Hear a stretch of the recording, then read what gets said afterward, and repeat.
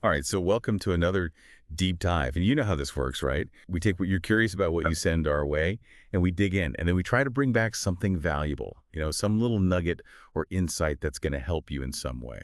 Absolutely. And today we're tackling something maybe a little bit different. We're going to be deep diving into learning English, but not through uh, textbooks or like grammar drills or anything like that. We're going to be looking at how you can actually learn English through a real conversation, a natural conversation between two people. Exactly. And, the learner actually sent us this really interesting YouTube video. Um, it's from the English Podcast Zone. It's called Learn English Quickly with Podcasts.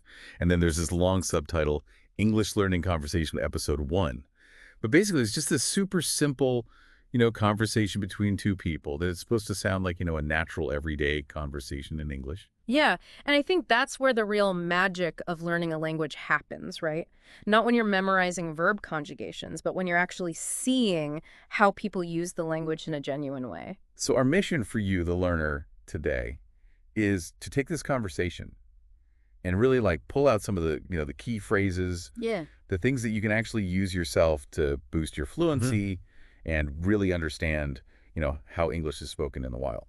And I think this video does such a great job of that because the scenario they set up is something I think almost everyone can relate to. It starts with these two people, Nick and Anna, who are running into each other and they're like, wait a minute, I know we met somewhere before. And they realize they actually met at a conference a little while back. And like right away, we're in familiar territory. Because Nick has that moment where he's like, oh, I know I've met you, but your name is just completely gone. Poof. And I think everyone's had that experience. Oh, yeah. I mean, that little mental blank when you know you should know someone's name, but you just can't quite access it. It's so relatable. And it's in this kind of slightly awkward but very human situation that we get our first key phrase from the conversation, which is in a bit of a hurry. Nick says this to Anna as a way to explain why he can't stop and chat for very long right then. Yeah, like when you really need to get going, but you don't want to be rude about it. So let's break down that phrase a little bit. What does in a bit of a hurry really mean? Basically, it means you don't have much time. You're moving quickly, you're on a tight schedule. And the video actually gives some great examples of how you might use this in different situations. Yeah, what were a few of those again? So one example was, can you drive faster? I'm in a bit of a hurry. Classic backseat driver situation. Another one was, I can't talk right now. I'm in a bit of a hurry. And then there's, I'm in a bit of a hurry, so I'll check these files later. So you can see it can be used in all sorts of different contexts. And I guess how much of a hurry you're in can kind of come across in your voice too, right? Like Yeah. if you say it really quickly, it probably means you really got to go. Exactly. Yeah, the tone definitely adds to the meaning. Like if you say it a bit slower and with a sigh, it might mean you're just a little bit pressed for time. But if you say it quickly and urgently well, then people know they got to get out of your way. For sure. And, there are also other ways to say this too, right? Like you could say, I'm short on time, which is a bit more formal, or even just, I got to run if you're in a really casual setting. Exactly. So it's all about picking the right phrase for the situation. Okay, so we got in a bit of a hurry down.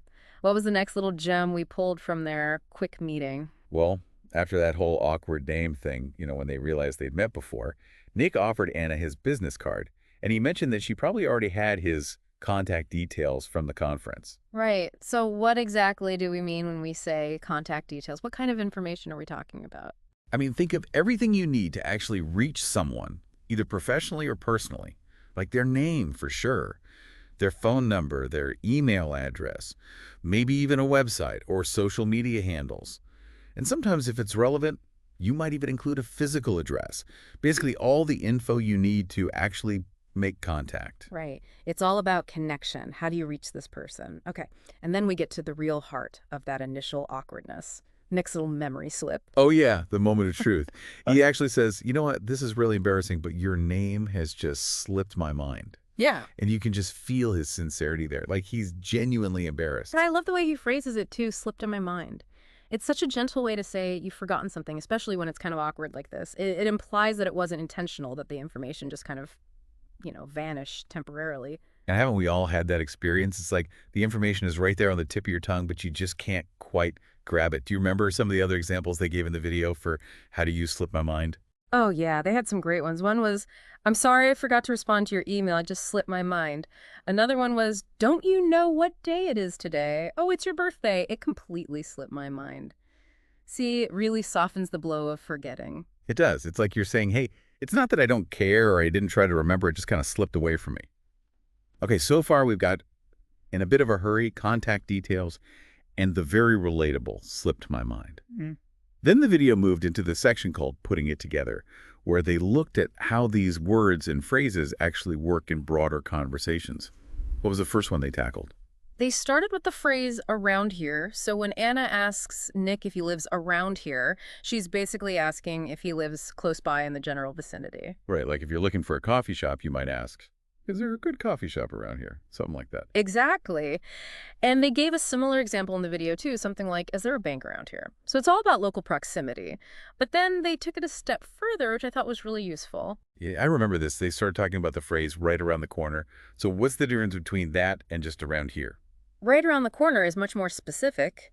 It means on the very next street or extremely close by. So if someone tells you there's a fantastic bakery right around the corner, you know it's just a hop, skip, and a jump away.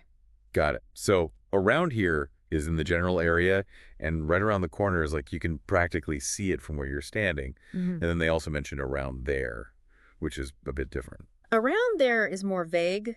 It refers to a general area, but not necessarily right in the same spot. They use the example of Los Angeles is a great city. I used to live around there. So it means somewhere in the greater Los Angeles area, but not necessarily right in the heart of the city. That's a really good distinction. So it's like we have these different levels of proximity around here Yeah. for the general vicinity, right around the corner, for something very close, and around there for a more distant but still relatively close general area. Exactly. And, the learner, I think it's helpful to visualize it like concentric circles expanding outward. You have here, which is where you are right now, then the corner, which is immediately nearby, and then there, which is further out, but still within the same general area. I like that visual. hmm Okay, so what was the next phrase they looked at in this putting it together section? It was terrible with. So after Nick admits he forgot Anna's name, he kind of tries to make light of the situation by saying, don't worry about it. It happens to me all the time. I'm terrible with names too. Terrible with is such a common way to say you're bad at something. It's kind of like a self-deprecating way to acknowledge a weakness. And the video gave a bunch of different examples of how you could use it right. Yeah, they had, you're terrible with numbers. You can't even remember your own telephone number. Then I'm terrible with directions. I'm always getting lost. And I'm terrible with faces. I can never remember what people look like. So it can really apply to all sorts of things. And this is the point where the hosts of the video actually chimed in with their own terrible withs. Yes, exactly. Erica admitted she's terrible with numbers, which I think a lot of people can relate to. And then Marco said he's terrible with faces, which he joked can lead to some pretty awkward situations. Oh, yeah, I can imagine. But it's kind of comforting to hear that even native English speakers have these kinds of struggles, right? It makes us all feel a little less alone in our language learning journey. Absolutely. It makes the whole process feel much more approachable. Okay, so we've covered around here, right around the corner, around there, and terrible with. Then the video moved into the fluency builder section. What was the focus there? They really honed in on that very first moment of the conversation when Anna greets Nick with, how's it going? Right, and they pointed out that while how are you or how are you doing are perfectly fine ways to greet someone, how's it going, just sounds a bit more natural and casual. Yeah, especially when you're talking to someone you know, even if it's just an acquaintance, it's just a more relaxed way to start a conversation. Exactly. You wouldn't necessarily use it in a formal business meeting, but for everyday interactions with friends or colleagues, it's perfect. And it was really interesting how that casual greeting then led them to share some of their own personal stories about times when they've, had those embarrassing moments of forgetting names, Ah. kind of like what happened to Nick at the beginning. Oh, yeah. Marco told this story about being at a family reunion, which, let's be honest, is like a prime location for name-forgetting anxiety. And he couldn't remember the name of one of his uncles, so he had to discreetly, pull one of his cousins aside and be like, Stay, what's his name again? Yeah. It was hilarious, but I bet it was super awkward in the moment. I can only imagine. You're at a family reunion, you're supposed to know everyone's names, and then your mind just goes blank. Yeah. Oh, the dread. What about Erica? Did she share any similar stories? She did. She talked about how when she's in a business setting and she forgets someone's name, she has a few go-to strategies. One is to just ask for their business card, which is a pretty polite way to get a visual reminder. And her other tactic is to ask them to spell out their email address, which of course gives you their full name without having to directly ask. I thought those were really smart moves. Yeah, those are good tips. It's like having a few tools in your back pocket for those awkward moments. Okay, so we've covered a ton of useful phrases and vocabulary so far.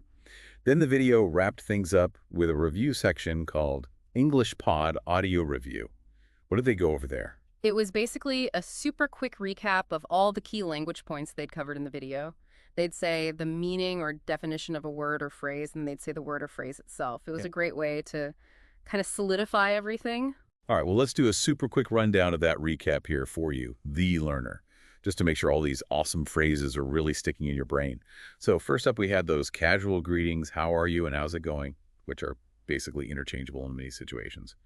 Then we had close to here, which means around here. And if something is on the next street, you can say it's around the corner. And when you're moving quickly, having no time, you're in a bit of a hurry. And then we had information required to contact someone, which means contact details. When something has been forgotten, it is slipped my mind. To be bad at something is to be terrible with. And close to there means around there.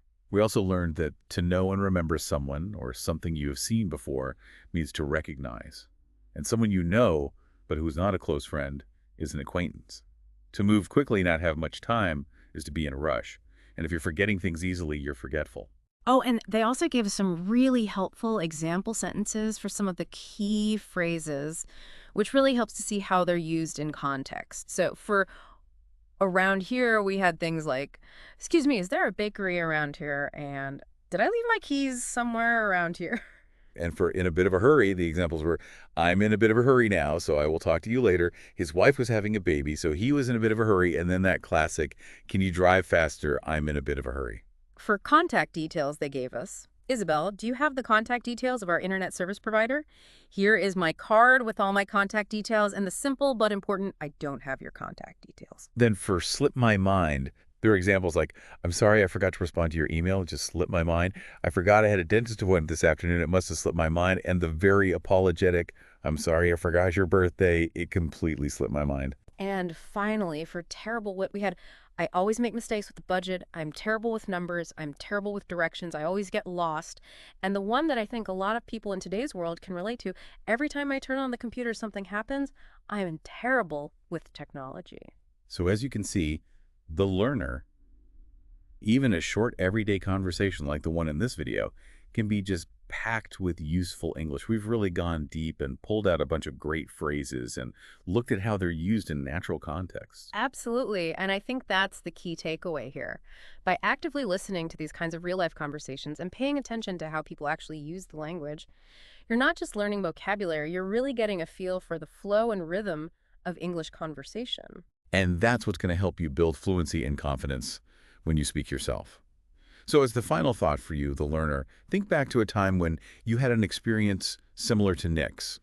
Maybe you had that awkward moment of forgetting someone's name, or a time when you used one of these phrases, or maybe even a time when you wished you knew how to say something in English, but you just didn't have the words. How did that situation play out? And what other everyday scenarios could you imagine using these phrases in? It's all about taking these new insights and really making them your own as you continue on your English learning journey.